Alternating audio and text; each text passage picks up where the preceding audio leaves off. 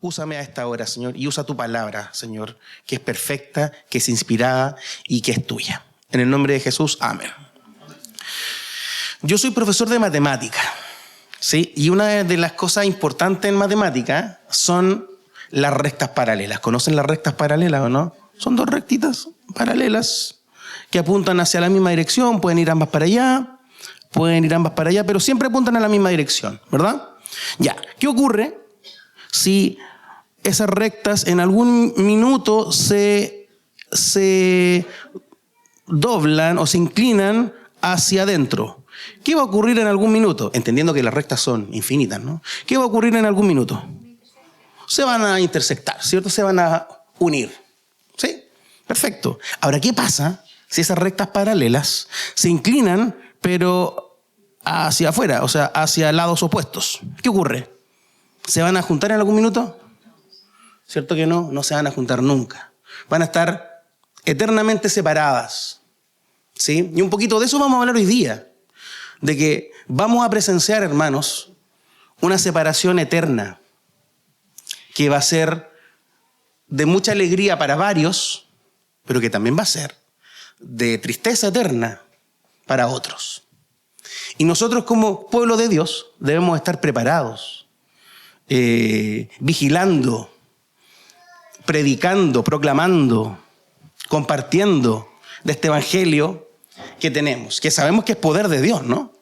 Este evangelio que sabemos que es Dios moviéndose y Dios entregando una buena noticia, que es que Cristo vino, ¿sí? Vino solamente para morir por nuestros pecados en esa cruz, para darnos perdón y para darnos vida eterna.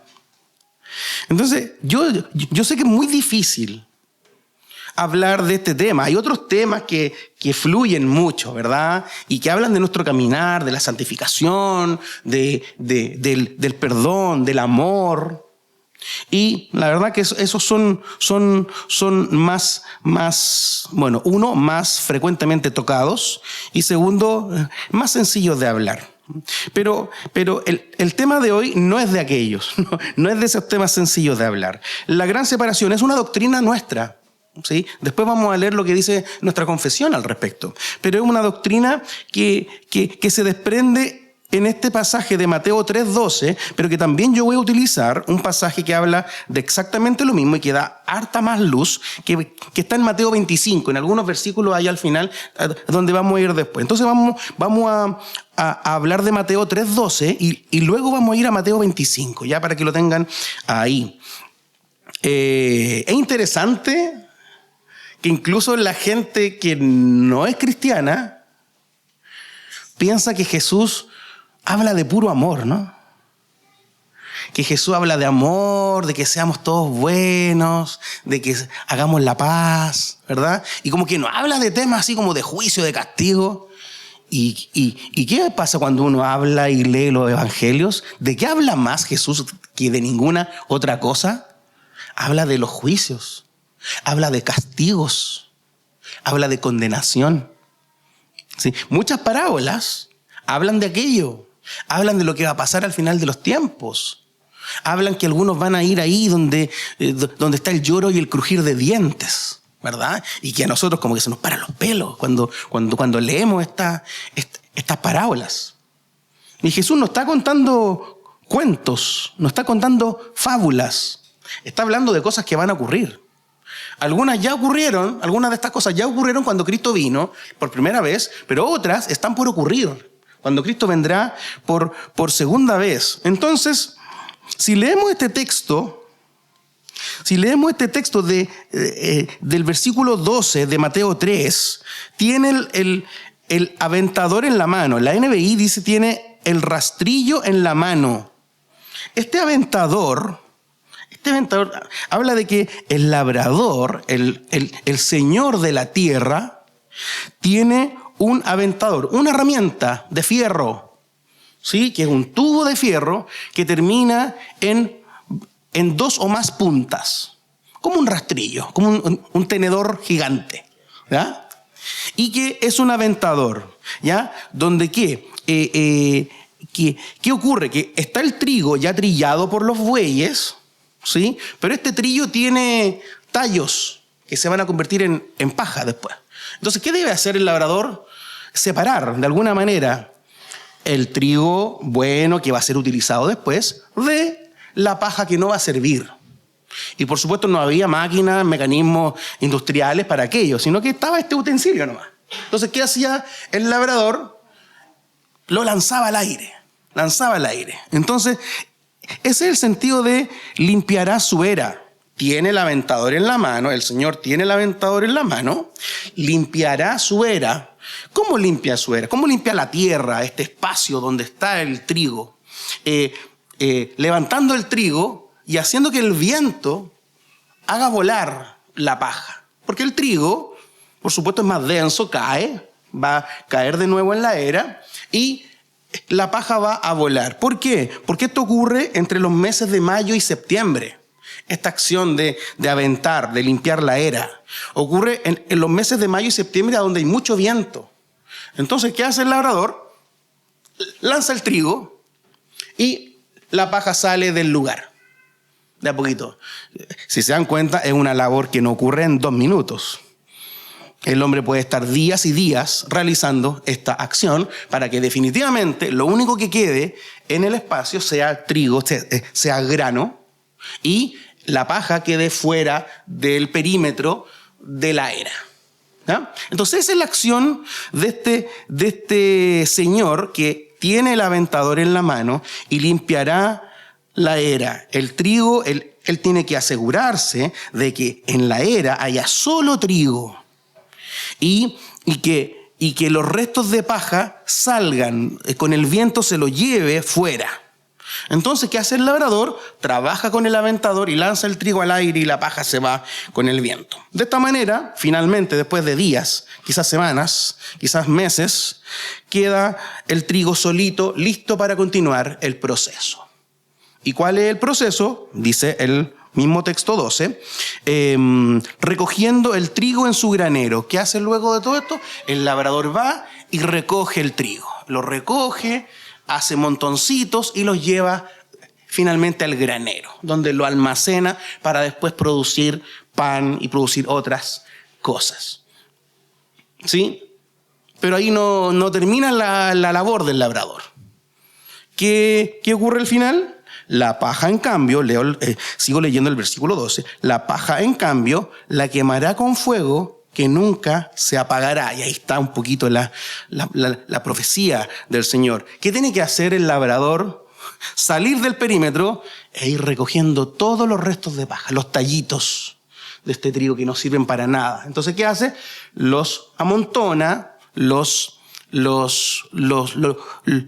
almacena, pero solamente para quemarlos, porque al menos en aquella época no servía para nada.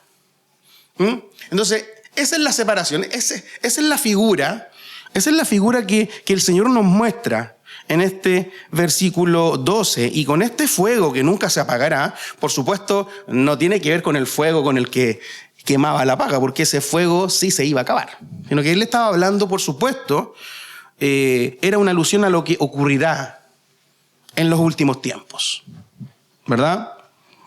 ¿Qué ocurre? ¿Qué va a ocurrir? ¿A qué se refiere el Señor? El Señor se refiere a que vendrá un juicio, el gran juicio de Jesucristo, donde a Él acudirá toda la raza humana, de todas las naciones. Después vamos a ver Mateo 25.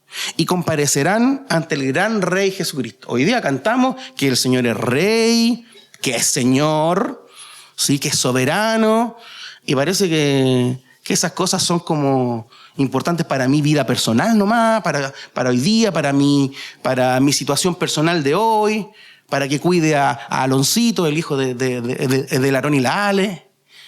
Pero en el final de los tiempos, nuestro Señor va a seguir siendo Señor, y va a seguir siendo el Rey, y Él va a tener la última palabra en cuanto a todas las cosas que van a pasar. ¿Lo creen o no, hermanos? Sí, porque no es solo el Señor de mi corazón hoy día para que me ayude a salir adelante de mis problemas. También, obvio que sí, pero también Él va a ordenar, como se dice en teología, Él va a ordenar todo el cosmos y todas las cosas las va a restaurar. Entonces, En ese momento, Jesús el juez, ¿qué va a hacer? Va a separar, ¿sí?, a los que creyeron en Él de los que no creyeron en Él. ¿Sí? Y a los que creyeron en Él los va a guardar para siempre junto a Él. Y va a estar con ellos tal como se los prometió. Y al otro lado, ¿cierto?, a este lado de esta línea que se inclinó hacia allá, que se inclinó hacia el Señor, ¿sí?, allá van a estar todos los que están junto al Señor. ¿Ya? Y al otro lado, con una separación, con un abismo de diferencia, que nunca se van a juntar, van a estar aquellos que rechazaron al Señor, que nunca creyeron en Él. ¿Sí? Y serán echados al fuego eterno, a un fuego que no va a apagarse nunca. Es tremendo, hermanos, es tremendo. Pero debemos predicar todo el consejo de Dios. Y también debemos tener clara una cosa. A veces, casi siempre, rebajamos a Dios y creemos que Dios tiene la mente nuestra. Y creemos que Dios piensa como un occidental del siglo XXI, ¿verdad? En este mundo líquido, donde todo es relativo y donde todo es como que tiene que ver con lo que sentimos, ¿no? ¿Por qué? Porque nos duelen estas cosas. A nosotros nos duele saber que hay personas que van a estar eternamente condenadas. Nos duele, ¿no? Me imagino que nos duele a todos. Pero el Señor tiene otra mente. El Señor tiene una mente superior. La Biblia es clara en decirnos que la mente del Señor está a otro nivel. Y nuestra mente humana, limitada, no alcanza siquiera los pies de la mente del Señor. Quiero que me acompañen a Mateo 25, por favor. Que Mateo 25 nos habla de lo mismo, pero nos da harta más luz, harta más carnecita, hartos más detalles. ¿Sí?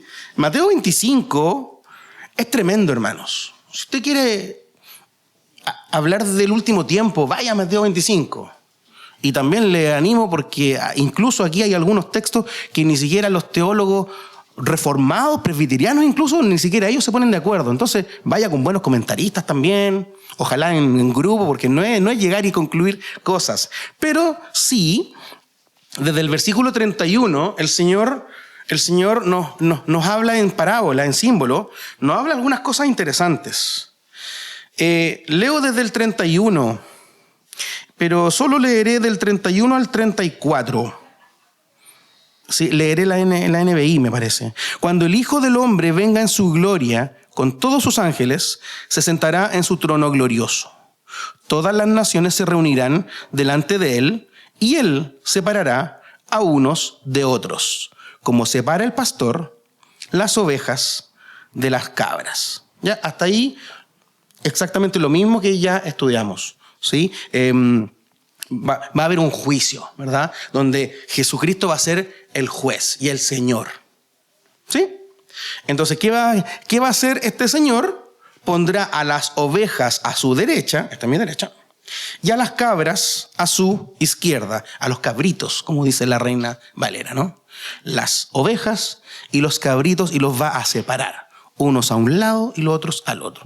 Entonces, el versículo 34 dice: entonces dirá el rey a los que están a su derecha: vengan ustedes, a quienes mi Padre ha bendecido, reciban su herencia, el reino preparado para ustedes desde la creación del mundo. Vengan ustedes, hijos míos, pueblo de Dios instaurado desde antes de la fundación del mundo, a quien yo he bendecido. Vengan, ustedes que han creído y han obedecido mis preceptos, vengan y disfruten eternamente de mí. Eso le está diciendo el Señor. Luego quiero saltarme al 41. El 41 dice: luego dirá a los que estén a su izquierda, a los otros, a los cabritos. ¿Qué les dijo? ¿Vengan ustedes o no? Apártense de mí. Apártense de mí, malditos, al fuego eterno preparado para el diablo y sus ángeles. ¿Vieron que Jesús habla de pura paz? ¿No es cierto? Y el versículo 46, el último de esta parte, el versículo 46, describe un poquito más de estos cabritos. Dice, aquellos irán al castigo eterno y los justos, las ovejas, a la vida eterna. Esa es la gran separación, hermanos. Esa es la gran separación que va a ocurrir cuando el Señor nuestro Dios ejecute juicio. Y finalmente nosotros, que a veces creemos que nuestras vidas son injustas, que a veces creemos, y con razón, no estoy siendo pesadito, a veces hemos sufrido muchas cosas, nos hemos sentido abandonados, nos hemos sentido solos, hemos sentido que otros que rechazan al Señor les va súper bien en la vida. Y yo, que soy más o menos fiel al Señor, no me ha ido tan bien en la vida. He tenido dolores, sinsabores. Bueno, va a llegar un día en que todo eso acabará. Y tú vas a estar eternamente con tu Señor.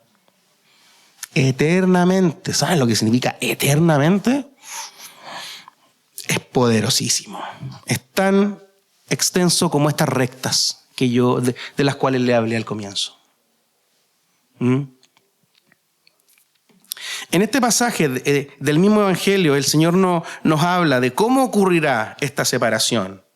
¿Sí? En esta ocasión no con una era y con un aventador, ni con trigo y paja, sino con ovejas y cabritos.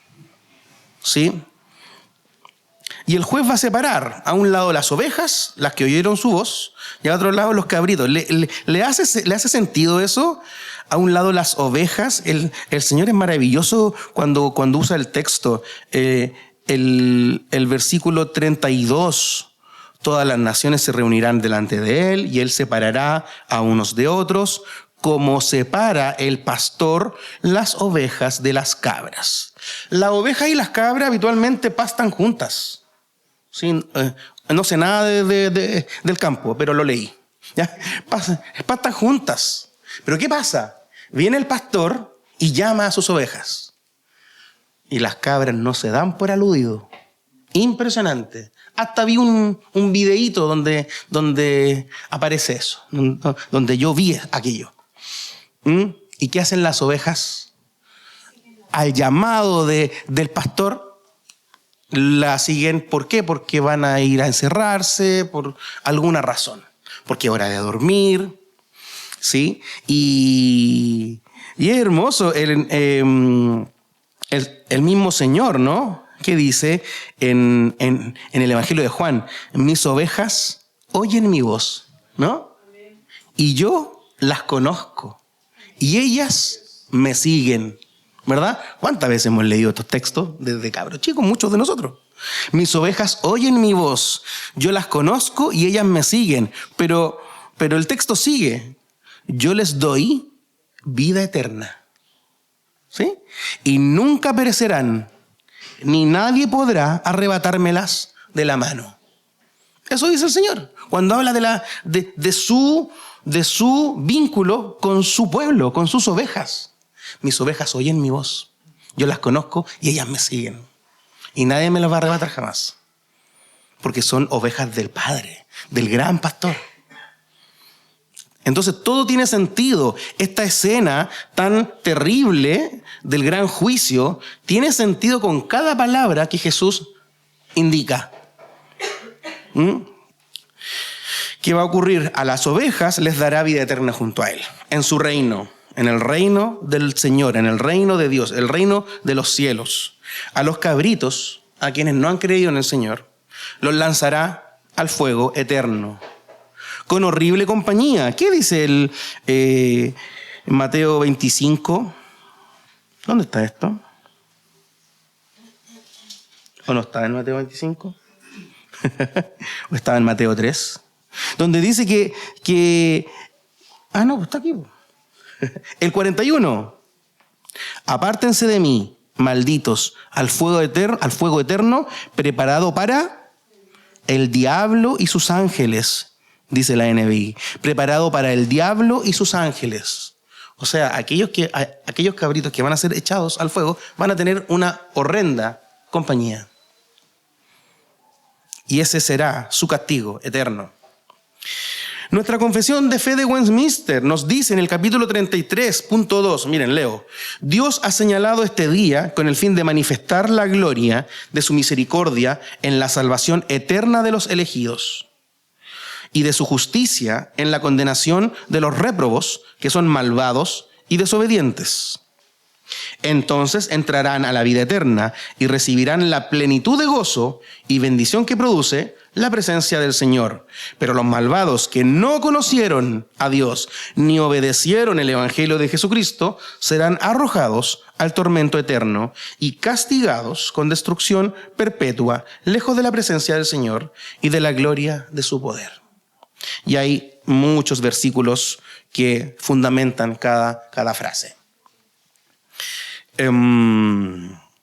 La Biblia es clara, hermanos. De repente con lo único que luchamos es con nuestro corazón, ¿no? Con nuestras emociones de pucha. No tiene que ser tan verdad esto. No. A veces somos muy Disney. Somos muy, no sé. Y creemos que al final de los tiempos todos vamos a estar juntos en un prado grande. Todo el mundo, muy Imagine, ¿cierto? Y vamos a estar todos juntitos. De las manos. Y no. La palabra del Señor dice otra cosa. Y el tema no es por qué algunos van a irse al infierno. ¿Sí? El tema es por qué el Señor es tan misericordioso conmigo y por qué Él me va a llevar a mí junto con Él. Porque yo no merezco aquello. Porque tú y yo lo que merecemos es la ira de Dios, el castigo eterno. Eso merecemos tú y yo. Porque no somos tan buenos como nos creemos. No somos obedientes. Y de origen somos pecadores. Pecamos. Entonces, hermanos, hay algunos pensamientos que yo desprendí de ambos textos y no será extenso esta parte, ¿ya? Pero desprendí 4 pensamientos. El primero: hay 2 tipos de personas en el mundo. Hay 2 tipos de personas en el mundo. Existen aquellos que han creído en Cristo y aquellos que no han creído en Cristo. Fin. Esa es la gran división y es lo que nos distingue a unos de otros. No hay neutralidad en cuanto a Jesús. No hay una tercera vía. No hay un tercer camino. Y básicamente, si alguien no ha creído en Jesús, entonces le ha rechazado. Le ha rechazado. ¿Sí? Si alguien no cree en Jesús, entonces lo ha rechazado y pertenece a los cabritos. Y esto, hermanos, nos debe generar cierta incomodidad. No podemos quedarnos tranquilos así como, sí, se lo merecen. Por algo son cabritos. No. Nos debe generar cierta incomodidad respecto de nuestros queridos que no conocen al Señor, que no creen en Él. Debiera hacernos tomar conciencia. Tú y yo no sabemos, no tenemos idea quiénes son los escogidos del Señor entre por ahí, entre los que caminan, entre nuestros familiares. Por lo tanto, debemos predicar el Evangelio. Por lo tanto, debemos proclamar la fe que profesamos. Por lo cual debiéramos por lo menos orar por aquellos que no le conocen y hablarles de este Cristo amoroso, de este Cristo que cambia vidas. No queremos que ellos conozcan al Señor por miedo, por este texto. ¿Ya? Nadie predica del Evangelio con Mateo 25. Pero sí, nosotros sabemos que viene un final y que hay un sentido de urgencia aquí. Y debemos predicar el evangelio porque hay gente que se pierde. Y entre la gente que está a nuestro alrededor hay escogidos del Señor. Y debemos salir y buscar a los escogidos del Señor. Buscar a aquellos que están destinados y colaborar con el Señor. ¿Cierto? Porque esta es la misión de Él. Su misión. Entonces, primer pensamiento, hay dos tipos de personas en este mundo. Y nosotros tenemos que hacer algo por aquello. Segundo punto, segundo pensamiento, la vida es eterna para todos. La vida es eterna para todos. Todos somos eternos. La Biblia enseña que todos nosotros vivimos y morimos, a menos que estemos vivos cuando el Señor venga. Pero altamente probable que no. ¿Sí? Pero ¿qué ocurre luego? ¿Qué va a ocurrir cuando venga el Señor? Vamos a resucitar. Resucitaremos todos en el día final y viviremos eternamente con Cristo o sin Él. Ninguna vida termina en los huesos del cementerio. Todos somos eternos. Es por esto que debemos también tomar conciencia. También tenemos que hacer algo por esto. Debemos tomar conciencia respecto a cómo invertimos nuestras vidas. ¿A qué nos dedicamos mientras vivimos entendiendo que somos cristianos y que vamos a estar eternamente con el Señor? El apóstol Pablo, en 1 Corintios 4, versículo 18, dice: así que no nos fijamos en lo visible, sino en lo invisible, ya que lo que se ve es pasajero, mientras que lo que no se ve es eterno. Hermano querido, hermana querida, ¿en qué estás invirtiendo tu vida mientras vives tu vida que es eterna? ¿A qué te dedicas? ¿Te dedicas a tu proyectito mediocre, ¿cierto? ¿A tu vida cómoda personal? ¿En atesorar bienes para ti y los tuyos? ¿O nos dedicamos al reino? ¿O nos dedicamos a esta vida incómoda de, ya tengo recursos, gano buenas lucas, invirtámoslas en el reino? Tengo amigos, lo paso bien con ellos, hablemos del reino. Prediquemos del Señor. ¿En qué invertimos nuestras vidas? ¿En mi proyectito propio, mediocre, o en el gran proyecto de Jesucristo? Ahí tenemos una examinación que hacernos, cada uno de nosotros. Yo primero. Entonces, primer pensamiento, hay dos tipos de personas en el mundo. Segundo pensamiento, la vida es eterna para todos. Tercer pensamiento, el infierno sí existe. Y la palabra del Señor lo declara. ¿Sí? Van a ser echados al infierno, al lugar de tormento. ¿Sí? Es real. No tenemos muchos más antecedentes bíblicos. Hay algunos conspiranoicos que han hasta como descrito cómo va a ser el lugar del infierno, donde va a estar. No, hermano, la Biblia no nos da luces y no tenemos que ir más allá de las Escrituras.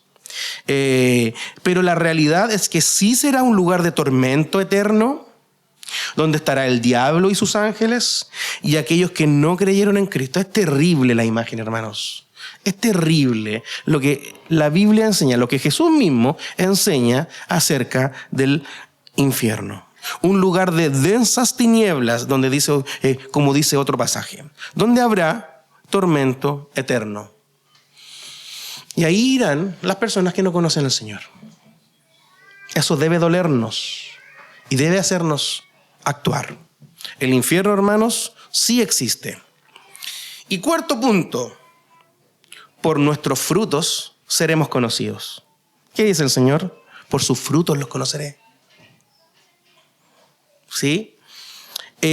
Yo me salté a propósito una explicación de Jesús en Mateo 25. No sé si se dieron cuenta, pero me salté 2 porciones donde explica quiénes van a estar a la derecha y quiénes van a estar a la izquierda.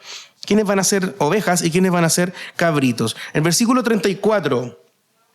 Entonces dirá el rey a los que a su derecha, vengan ustedes, a quienes mi Padre ha bendecido, reciban su herencia, el reino preparado para ustedes desde la creación del mundo. Hasta ahí leí yo. Pero ¿qué dice el 35? Porque tuve hambre y ustedes me dieron de comer. Tuve sed y me dieron de beber. Fui forastero y me dieron alojamiento. Necesité ropa y me vistieron. Estuve enfermo y me atendieron.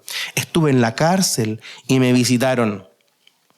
Y le contestarán los justos: Señor, ¿cuándo te vimos hambriento y te alimentamos, o sediento y te dimos de beber? ¿Cuándo te vimos como forastero y te dimos alojamiento, o necesitado de ropa y te vestimos? ¿Cuándo te vimos enfermo o en la cárcel y te visitamos? El rey les responderá: les aseguro que todo lo que hicieron por uno de mis hermanos, aun por el más pequeño, lo hicieron por mí. ¿Sí? Entonces, el Señor, yo sé que la salvación no es por obras. Eso es una doctrina fundamental del cristianismo, ¿no? El cristianismo bíblico. La salvación no es por obras, pero nuestras obras hablan de lo que somos. Nuestras obras son nuestros frutos. Y el Señor está diciendo que las obras de las ovejas son la evidencia de que ellos son ovejas, porque estuvieron con los demás. ¿Sí? En estos días, hermanos, conversé con unos hermanos y hablábamos que el cristianismo es harto más que tener fe. De repente creemos y hemos dicho, yo he dicho, que ser cristiano es tener fe en Jesús, lo cual es verdad, obvio que sí, pero es mucho más que eso. Disculpen el término, pero alguien puede tener fe y ser un cretino. El evangelio, hermanos, y hablamos con estos hermanos, el evangelio es un estilo de vida. Y a eso se refiere Jesús con estos pasajes del 35 al 40, al 45.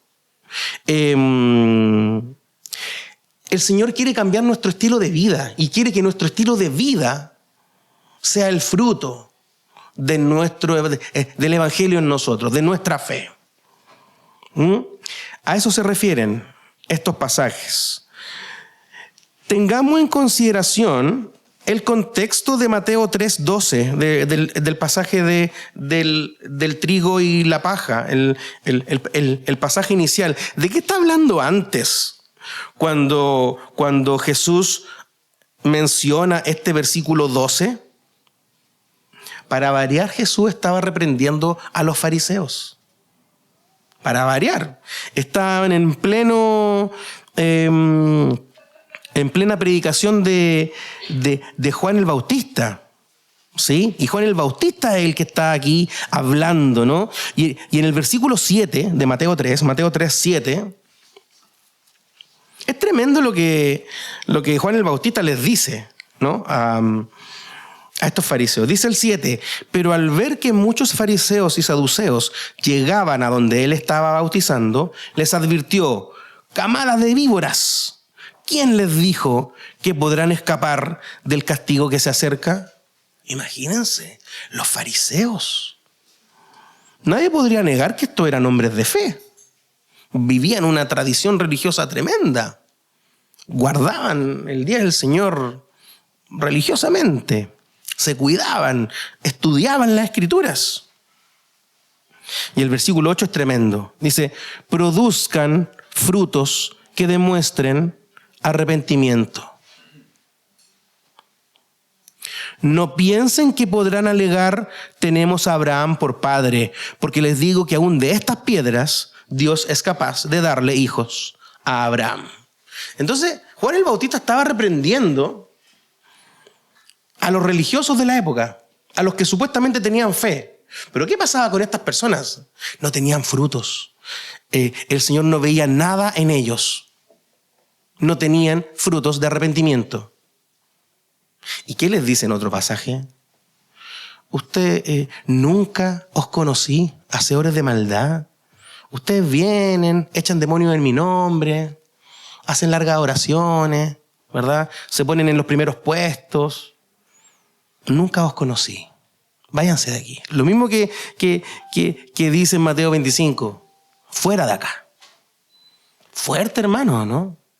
Por eso la advertencia del Señor en Mateo 25 de ir al que tiene hambre, al que tiene sed, al que necesita vestimenta, al enfermo, al que está en la cárcel, es tan importante porque habla de algunos de los frutos de nosotros como cristianos.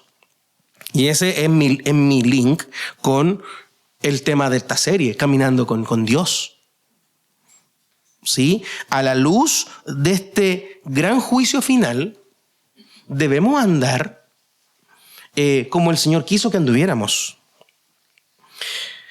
Entonces, frutos de arrepentimiento, hermanos. Estas son las muestras de que realmente somos cristianos. En Mateo 25, Jesús nos llama a creer en Él. En Mateo 25, Jesús nos llama a que creer en Él implica un amor y preocupación por el prójimo. No solamente a tener fe, sino que a actuar. Nos llama a que creer en Él implica un amor y preocupación por el prójimo. Un estilo de vida de desprendimiento y de realmente darse por el otro. ¿Sí? ¿Les pasa que de repente sus compañeros de trabajo, sus vecinos, ven algo distinto en ustedes? Oye, ¿por qué esta gente se junta tanto? ¿Por qué esta gente se preocupan tanto los unos por los otros? A lo largo de la historia, la iglesia fue aquello. Fue un faro. Cuando los romanos mataban gente, ¿qué hacían los cristianos? Iban y curaban a los heridos. ¿Sí? Cuando en los primeros siglos había un analfabetismo terrible, donde nadie sabía leer, escribir, ¿qué hicieron los cristianos? Escuelas para todos. Por sus frutos los conoceréis. Entonces, somos realmente una luz, un faro que hace una contracultura hoy día donde estamos todos peleados. Porque estamos todos peleados, hermano. Estamos peleados por política, estamos peleados por las guerras, estamos peleados hasta por farándula, estamos peleados por los equipos de fútbol. ¿Somos un faro que reconcilia? ¿Somos una luz que hace algo contracultural? ¿O estamos en la misma nomás? ¿O nos quedamos callados aquí en la iglesia? Entonces, prestemos atención a estas advertencias de Jesús y a estos hechos de Jesús. Porque tuve hambre y me dieron de comer, tuve sed y me dieron de beber, me asistieron, hicieron esta acción que es fruto de su fe, es fruto de su arrepentimiento. Queridos, si queremos caminar con Dios, debemos estar conscientes de este juicio final. Hay un juicio final, lo describimos y es terrible y debemos tomar cartas en el asunto. Debemos tomar conciencia y debemos predicar el evangelio. Donde nosotros, viene un juicio final, donde nosotros las ovejas seremos finalmente puestos a vivir eternamente junto a Jesús. ¿No le produce alegría? A mí me produce alegría que voy a estar eternamente con Jesús. De repente, ¿no le gustaría dejar sus sufrimientos, dolores, angustias, ansiedades y estar con su Señor? Ciertamente sí. A mí también. Y también debemos estar conscientes del tormento eterno que los que no creen en Jesús sufrirán. Y esto es terrible. Y también Dios nos llama a colaborar con Él. Colaborar con Dios. Esta no es la misión de la séptima iglesia, no es la misión del consistorio, es la misión de Dios. Y nosotros somos llamados, somos convocados a colaborar con Él en atraer más y más pueblo hacia Él, hacia sí mismo. Predica el evangelio, sé astuto y ve a buscar a los perdidos de Israel, dice el Señor. Y mientras, como dice la frase de moda hoy día, disfruta el proceso. Disfruta el proceso. Da de comer al que tiene hambre. Viste al que no tiene ropa. Visita al que está en la cárcel. Aloja al forastero. En resumen, vive el evangelio en comunidad y deja de pensar solo en ti mismo mientras estamos en esta carne, ¿no? Deja de pensar en ti mismo como lo hacían los fariseos. Ellos solamente pensaban en su orgullo y en su posición. Jesús no los conoció a ellos. No eran de ellos, muchos de ellos. No nos sorprendamos ver a muchos fariseos contados entre las cabras y no entre las ovejas. Y analicemos también nuestra fe. Y analicemos también nuestros frutos. ¿Qué he hecho con mi vida? Algunos llevamos 20, 30, 40 años de cristianos. Y ponte a pensar, ¿qué he hecho con mi vida? ¿Realmente mis frutos dan muestras de que soy cristiano? ¿O tengo que mejorar mucho y tengo que arrepentirme ante mi Señor? Oremos. Te damos las gracias, Padre. Te damos las gracias por tu amor maravilloso, eterno, sin dobleces, honesto, hacia nosotros, tu pueblo. Gracias, Señor, porque tu palabra es clara.